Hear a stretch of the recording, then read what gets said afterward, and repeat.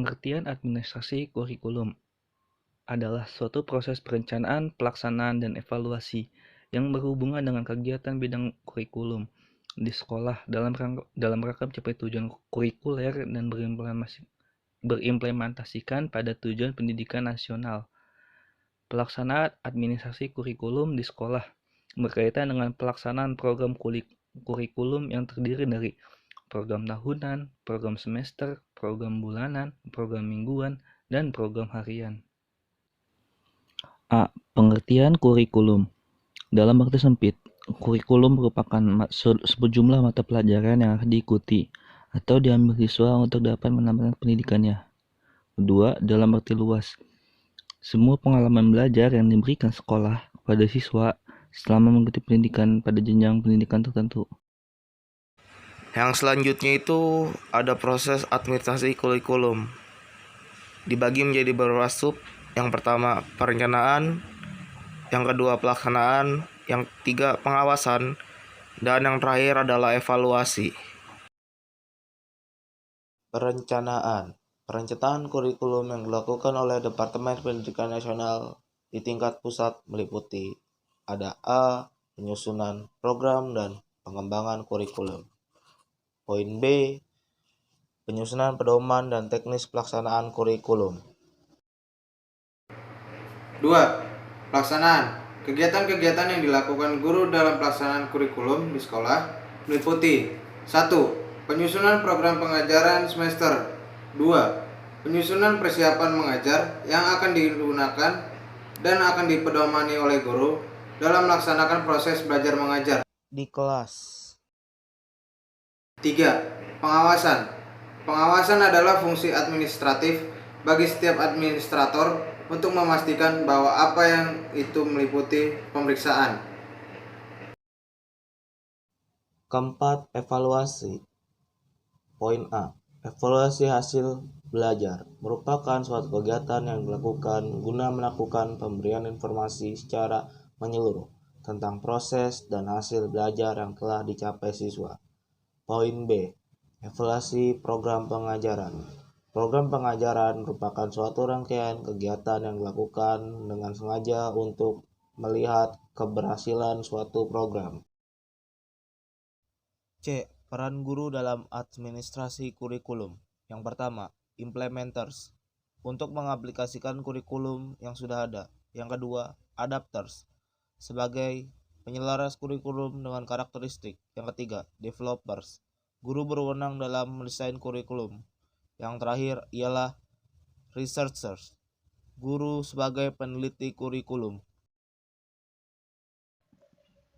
Nilai Pancasila ditanamkan melalui berbagai kegiatan sekolah. Waktu dan cara untuk menanamkan nilai Pancasila diatur oleh sekolah. Penanaman nilai-nilai Pancasila mengacu pada kompetensi pengalaman nilai-nilai Pancasila yang disediakan oleh Pusat Kurikulum, Penelitian dan Pengembangan, Departemen Pendidikan, dan Lembaga Hukum Negara. Bimbingan dan konseling. Bimbingan dan konseling sangat bermanfaat bagi perkembangan pribadi siswa, menyangkut tentang pribadi, sosial, belajar, dan karir mereka. Guru memfungsikan diri sebagai pembimbing dengan syarat memenuhi kriteria pelayanan bimbingan. Rencana kerja harian. Pada pokoknya, rencana kerja harian itu terdiri dari dua kegiatan, yaitu resitas dan directed study. Kedua kegiatan ini dihubungkan dengan tujuan unit dan tujuan pelajaran. Kedua kegiatan ini senantiasa berkaitan, tetapi directed study lebih diutamakan. Untuk membuat rencana studi murid, guru perlu memperhatikan hal-hal sebagai berikut. 1. Lingkungan fisik harus layak untuk belajar. Kedua, tersediaannya kesempatan untuk memperoleh bahan-bahan untuk dipelajari. Ketiga, cara mendorong motivasi belajar murid. Keempat, diagnosa kesulitan belajar. Kelima, prosedur membimbing studi murid-murid. Keenam, metode mengatasi kesulitan-kesulitan berkelompok. 7. Cara mengecek efisiensi belajar murid. Pendidikan Budi Pekerti. Budi Pekerti merupakan program pendidikan untuk menciptakan kondisi atau suasana kondusif bagi penerapan nilai-nilai Budi Pekerti. Pendidikan Budi Pekerti dilaksanakan setiap saat selama kurun waktu berlangsungnya kegiatan pembelajaran di dalam kelas atau kegiatan sehari-hari lainnya di lingkungan sekolah dengan melibatkan seluruh masyarakat sekolah. Ya, di sini juga ada kegiatan kurikuler dan pendekatan pembelajaran. Kegiatan kurikuler efektif per minggu dimungkinkan dilaksanakan dalam 5 hari atau 6 hari kerja sesuai dengan kebutuhan sekolah dan pendekatan yang digunakan sekolah setelah mendapatkan persetujuan dari Dinas Pendidikan. Kegiatan pembelajaran dilaksanakan dengan berpusat pada siswa, yaitu pendekatan belajar yang aktif, kreatif, efektif, menyenangkan, dan mencerahkan. Pendekatan lainnya, konstruktivisme, multikulturalisme, problem solving, bersifat relatif, dan multi kecerdasan. Prinsip pengembangan kurikulum. Pertama itu keimanan, nilai, budi pekerti, dan luhur. Keyakinan dan nilai-nilai yang dianut masyarakat berpengaruh pada sikap dan arti kehidupan.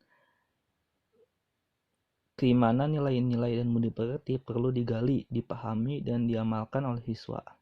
Kedua, penguatan integrasi nasional. Penguatan integrasi nasional dicapai melalui pendidikan yang memberikan pemahaman tentang masyarakat Indonesia yang majemuk dan kemajuan peradaban bangsa Indonesia dalam tatanan peradaban dunia, multikultural dan multibahasa. Ketiga, keseimbangan etika, logika, estetika, dan kinestetika. Keseimbangan pengalaman belajar siswa yang meliputi etika, logika, estetika, dan kinestetika sangat dipertimbangkan dalam penyusunan kurikulum dan hasil belajar. Dan keempat, ada kesamaan memperoleh kesempatan. Penyediaan tempat yang membedakan semua siswa untuk memperoleh pengetahuan, keterampilan, dan sikap sangat diutamakan. Seluruh siswa dari berbagai kelompok yang kurang beruntung secara ekonomi dan sosial yang memerlukan bantuan khusus, berbakat dan unggul berhak untuk menerima pendidikan yang tepat sesuai dengan kemampuan dan kecepatannya. Selanjutnya ada pelaksanaan kurikulum. Pertama, pengorganisasi kurikulum dan pembelajaran. Ada kalender pendidikan. Penetapan hari efektif belajar dilakukan setelah mempertimbangkan hari libur nasional dan keagamaan sesuai dengan peraturan dan perundang-undangan. Yang B, diverifikasi kurikulum. 1. Kelompok normal, mengembangkan pemahaman tentang prinsip praktikal aplikasi dan kemampuan praktikal akademik yang berhubungan dengan alam pekerjaan. Kedua, kelompok sedang, mengembangkan kemahiran komunikasi, potensi diri, dan aplikasi praktikal, serta pengembangan kemahiran akademik dan praktikal dalam tuntutan dunia global. 3. Kelompok tinggi, pengembangan prinsip, teori, dan aplikasi, serta kemampuan akademik untuk pendidikan tinggi. Lalu di sini juga ada tenaga guru. Guru yang mengajar di taman kanak-kanak dan sekolah dasar adalah guru kelas yang harus mempunyai kualifikasi kompetensi mengajar multisubjek. Guru harus lebih bersikap kompeten dalam menanggapi subjek pembelajaran yang akan diberikan kepada siswa, meliputi pengalaman belajar, sumber belajar, media pembelajaran, isi pelajaran, dan ekstrakurikulernya. Ya, lalu di sini ada bahasa pengantar. Untuk sekolah yang berbasis nasional bahasa yang disampaikan dalam pengantar materi atau subjek pelajaran adalah bahasa nasional Indonesia, yakni bahasa Indonesia. Namun di beberapa sekolah-sekolah di daerah-daerah menggunakan bahasa daerah sebagai bahasa pengantar dan dilandaskan juga bahasa Indonesia sebagai pedoman pembahasan nasional. Untuk sekolah berbasis atau berstandar internasional, bahasa yang disampaikan dalam pengantar materi atau subjek pelajaran adalah bahasa Inggris. Bahasa pendukung lainnya seperti Mandarin, bahasa Jerman, bahasa Jepang, dan Korea banyak digunakan dalam lingkungan sekolah-sekolah bertaraf internasional. Lalu di sini juga ada sumber dan sarana belajar. Untuk mendukung pelaksanaan kegiatan belajar mengajar digunakan buku pelajaran, sarana dan alat belajar yang sesuai dengan pelajaran atau subjek belajar. Tujuan pembelajaran dan kompetensi yang diinginkan dicapai dalam kurikulum. Siswa dapat menggunakan buku pelajaran, media-media pelajaran, dan alat peraga pendidikan yang memantapkan dan mengembangkan daya kreativitas mereka. Lalu di sini juga ada kegiatan ekstrakurikuler.